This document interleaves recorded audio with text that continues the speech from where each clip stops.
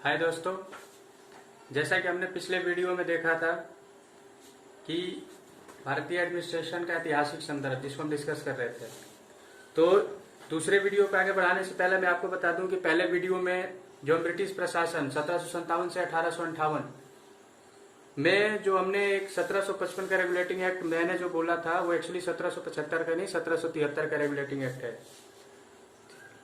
ठीक है, तो चलिए अब अपना आगे का टॉपिक शुरू करते हैं। तो जो हम ब्रिटिश शासन के आगमन के समय प्रशासनिक प्रणाली, ये हमारा पहला टॉपिक है ऐतिहासिक संदर्भ में, तो इसको हम देखते हैं। तो ब्रिटिश जब आए थे उस टाइम पे भारत में मुगल काल था, मतलब मुगल शासन कर रहे थे। तो मुगल काल में जो मुगल के शासन करने की जो उनकी प्रणाली थी, तो उसको समझने से पहले हमें थोड़ा सा और पीछे जाना पड़ेगा इतिहास में।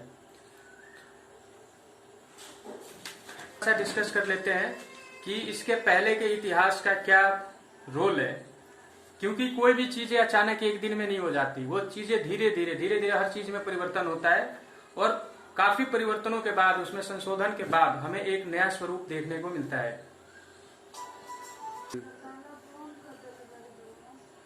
जैसा कि आप सभी को पता है कि भारतीय प्रशासन का प्रारंभ बिंदु सिंधु घाटी की सभ्यता से माना जा सकता है, जो लगभग 5000 वर्ष पुराना है, और हमारी सभ्यता और संस्कृति का आधार भी सिंधु घाटी सभ्यता ही है।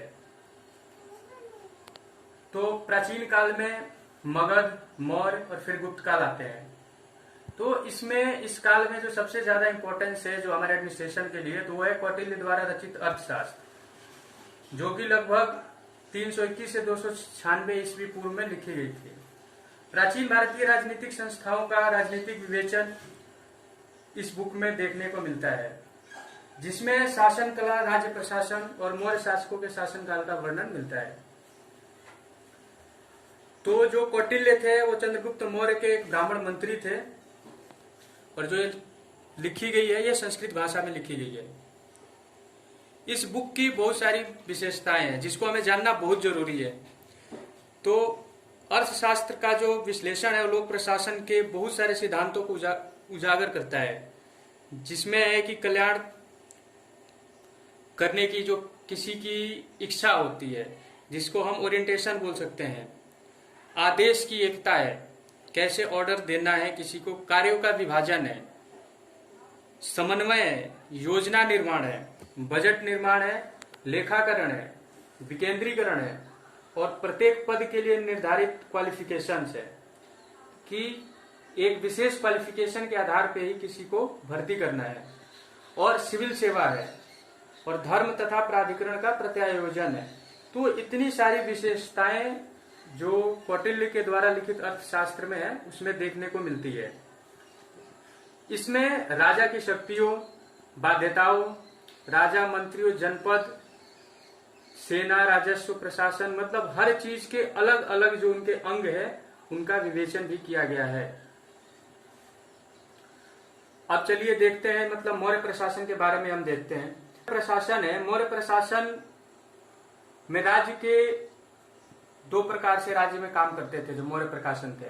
पहला था राज्य में संविधायिक कानून था, और सुव्यवस्था बनाए रखने के लिए और जान मान की सुरक्षा करने के लिए और आक्रमणों से बचाव करने के लिए सेवाएं प्रदान करना था। ये सभी कार्य थे बड़ी सुसंगठित तथा विस्तृत सरकारी तंत्र के द्वारा किए जाते थे। जो मौर्य साम्राज्य था एक गृह प्रांत में विभाजित था, और जो सीधे केंद्रीय सरकार के नियंत्रण में होता था। साम्राज्य में 4-5 बाहर के प्रांत भी होते थे, जिनका नेतृत्व या जिनका हम बोल सकते हैं कि जिनकी कमांड वायसराय के अधीन होती थी, जो कि केंद्रीय सरकारों के प्रति जिम्मेदार होते थे। तो बोलने का मतलब यह है कि जो वायसराय वर्ड आया, वो वायसराय हम देख रहे हैं कि वायसराय जो है मौर्य प्रशासन के काल से ही वायसराय हुआ करते थे, जिनको राज्य से अपने साम्राज्य के जो बाहर के कुछ एरिया होते थे उनको वहां का वायसराय बनाया जाता था, जो कि केंद्रीय सरकार के प्रति जिम्मेदार होते थे। प्रांतों की इस सामंती संघीय प्रकार की व्यवस्था को काफी स्वायत्ता प्रदान थी। इनको काफी स्वायत्ता प्रदान थी, अपने प्रांत जिलों में तथा जिले गांव में विभाजित थे। ये जो प्रांत थे जिलों में थे, फिर ये जिले गांव में विभाजित थे। अनेक अधिकारियों को विभिन्न स्तरों के कार्य सौंपे गए थे। इस टाइम पे जितने भी अधिकारी होते थे उनको अलग अलग तरीके के कार्य अलग अलग स्तर पे सौंपे गए थे। उस टाइम पे नगर सरकार भी थी तथा आधुनिक सिविल और दंड न्यायालय जैसे दो प्रकार के न्यायालय भी थे। मतलब मौर्य काल में भी सिविल और दंड न्यायालय दो प्रकार के न्यायालय काम करते थे। प्रशासनिक कार्यों का विभाजन अनेक विभागों में किया गया था। प्रशासनिक कार्यों का जो विभाजन था बहुत सारे विभागों में किया गया था, जिसमें टैक्स था, राजस्व विभाग भी था जो सबसे ज्यादा महत्वपूर्ण था। इसका संचालन अत्यंत कार्यकुशल तथा सुसंगठित नौकरशाही द्वारा होता था, जिसकी सहायता सेना तथा खुफिया पुलिस भी करती थी। तो हम आपको बता दें कि सेना और खुफिया पुलिस, खुफिया विभाग मौर्य काल में भी था। खुफिया विभाग का बड़ा इंपॉर्टेंस रोल हो जाता है एडमिनिस्ट्रेशन में। आगे की बात करते हैं मौर्य प्रशासन में और क्या क्या था। तो मौर्य प्रशासन में जो राजा था वो सर्वशक्तिमान होता था, उसके ही नाम से सारे काम होते थे। उसे सहायता देने के लिए सभा और परिषद होती थी। प्रशासकीय व्यवस्था, सैनिक बल तथा नौकरशाही स्वेच्छाचारिता का मिलाजुला रूप थी। मौर्य प्रशासन का एक मुख्य लक्षण यह था कि राजा एक नए अधिकारी वर्ग जो धर्म महामात्र द्वारा जनता के नैतिक पुनरुत्थान की नीति का पालन करते थे। बोलने का मतलब है कि अगर आपसे सवाल पूछ दिया जाए कि धर्म महापात्र क्या है, तो धर्म महापात्र मौर्य प्रशासन की एक व्यवस्था थी जिसमें एक नए अधिकारी वर्ग होते थे जिनका काम क्या होता था, जनता का नैतिक पुनरुत्थान और उसका नीति निर्माण का पालन करना। मतलब यहाँ पे एक नैतिक वर्ड आपको बार बार देखने को मिलेगा कि नैतिक पुनरुत्थान और नीति का पालन करवाना था धर्म महापात्र, जो कि ग्रुप था। और जो मौर्य शासक अशोक थे, इन्होंने इसका नाम नैतिक मंत्रालय बनाया था। मतलब जो धर्म महापात्र थे, जो अधिकारी वर्ग का एक समूह था, आगे चल के वो नैतिक मंत्रालय हो गया अशोक के शासनकाल में। तो ये थोड़ी सी भूमिका थी मुगलों के काल को समझने से पहले की मौर्य शासन की, मौर्य समाज की। अब आइए हम आगे देखते हैं जो गुप्त थे, गुप्त शासक जो थे, उनमें और मौर्यों में क्या मतलब समानताएं थी, क्या भिन्नताएं थी। तो जो गुप्त शासक थे वो कई मामलों में मौर्यों की परंपरा उन्होंने भी जारी रखी। ठीक है, मौर्य शासन में क्या थे कि गांवों के अपने अपने मुखिया और सभाएं होते थे, मुखिया होते थे, सभाएं होती थी वहां की। और कस्बों और नगरों में नगरपति नामक विशेष अधिकारी तथा नगर परिषदें भी होती थी। मतलब जो गांव होते थे वहां पे सभा होती थी और जो वहां के मुखिया हुआ करते थे, जस्ट ऐसे ही कस्बों और नगरों में नगरपति हुआ करते थे, मतलब अधिकारी हुआ करते थे। और यहाँ पे नगर परिषदें भी होती थी।